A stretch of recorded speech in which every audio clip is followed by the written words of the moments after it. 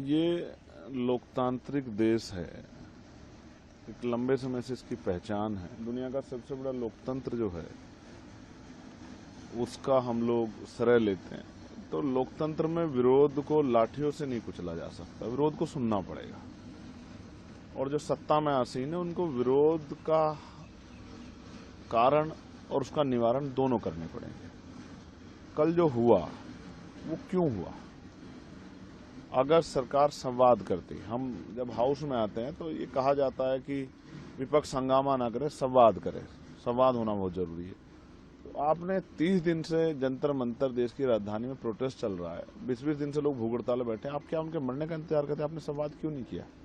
और कल जब देश का नौजवान आ गया है सड़कों पे और फिर उसके साथ जिस तरह की ब्रुटलिटी हुई है, जिस तरह उसको पीटा गया है, आप अगर रोकना चाहते तो पैरों पे लाठी मार दो, लेकिन सर में लाठी मारने का, बच्चों को पीटा गया। जब रात मैंने वो विजुअल्स जाके देखे, क्योंकि जैमर लगे हुए थे, फोन नहीं मिल रहे थे, जब मैं गया अपने ऑफिस में और मैंने वो देखे तो मुझसे रहा नहीं गया। मुझे लगा कि जब वो भूखे प्यासे यहाँ जो है सड़कों पे घूम रहे हैं, फिर आंदोलन कर रहे हैं, तो मैं कैसे चुप रहूं?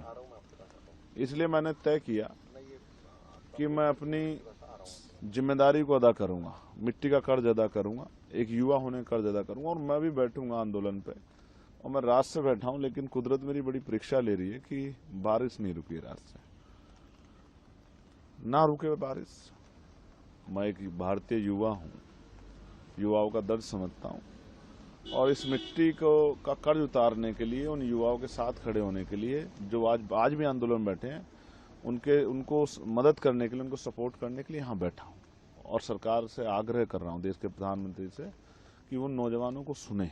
उनको कुचलने से नहीं, उनको सुनने से, उनकी समस्या का हल करने से नौजवानों में क्षमता पैदा होगी, उनके अंदर जो है आपके प्रति विश्वास पैदा होगा। और आप नोटिस कीजिए, ये 51% आबादी वाला देश है। आप 51% आबादी को इग्नोर करके या उसको कुचल के क्या सीख लेके गए हो? किसी पॉलिटिकल पार्टी के वर्कर नहीं थे, वो युवा थे, पढ़ने वाले स्टूडेंट थे।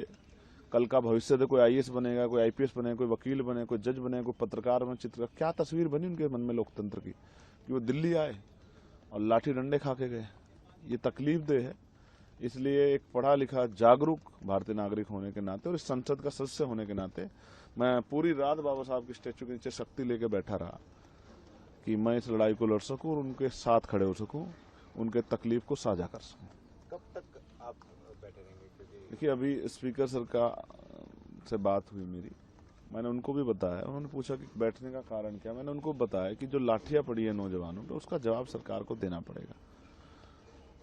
आप हैं सरकार में, भारतीय जनता पार्टी एनडीए की सरकार है, तो पेपर लीक हो रहा है, पेपरों में घोटाले हो रहे हैं, बच्चों के मन में पीड़ा है, बच्चे सुसाइड कर रहे हैं, उनकी मौत का जिम्मेदार कौन है? किसी को तो जिम्मेदारी लेनी पड़ेगी ना। तो सरकार तय करेगी जिम्मेदारी किसकी है, वो बच्चों पे नहीं आप थोप सकते। कोई प्रोटेस्ट करे या ना करे, सरकार की जिम्मेदारी की अंतिम व्यक्ति को लगना चाहिए कि सरकार उसके बारे में सोच रही है। तो सरकार नहीं सोच रही है। वो जंतर मंतर था, जलियांवाला बाग बनाया आपने उसको, वो जलियांवाला बाग नहीं था। आपने अन्याय किया, इस अन्याय का जवाब आपको देना पड़ेगा। मैं बात करूंगा जो मुझसे वार्ता करेगा, और जो बच्चों की डिमांड है, मैं उन डिमांडों के बारे में जानना चाहता हूं कि उनकी मांगों पे क्या कर रहे हैं। नहीं मांग सुनेंगे तो लड़ूंगा, और अपने लोगों को भी कहूंगा, आज इंतजार करूंगा कि सरकार हमारी मांग को सुने। अगर वो हमें भी इग्नोर करेगी, जैसे बच्चों को नील संवाद से इग्नोर किया गया, तो फिर आंदोलन होगा, देश भर में होगा, जिला मुख्यालय पे होगा, प्रदेश कार्यालय पे होगा। प्रदेश मुख्यालय पे हम लोग चैन से नहीं बैठेंगे। ये युवाओं की लड़ाई हम लोग लड़ेंगे। पहली बार शिक्षा के लिए आंदोलन हो रहा है। मैं एक प्राइमरी स्कूल का हेडमास्टर का बेटा हूँ, शिक्षा की वैल्यू समझता हूँ, और मैं शिक्षा के कारण यहाँ तक आया हूँ, शिक्षा कारण वहां बोलता हूँ पार्लियामेंट में।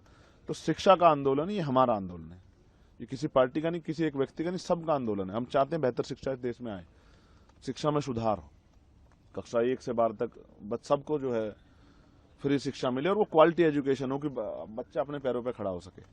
आप रोजगार नहीं दे सकते तो शिक्षा दो शानदार। आप छीन रहे हो शिक्षा, उनसे भविष्य छीन रहे हो। 94,000 स्कूल बंद किए हैं आप लोगों ने, गरीबों के आगे बढ़ने का रास्ता बंद करो। ये अन्याय नहीं सहेंगे हम लोग। इसलिए मैं यहाँ पूरी रात से बैठा हूँ, और चाहे आंधी या तूफान, मैं डटा रहूंगा जब तक मेरे अंदर हिम्मत है।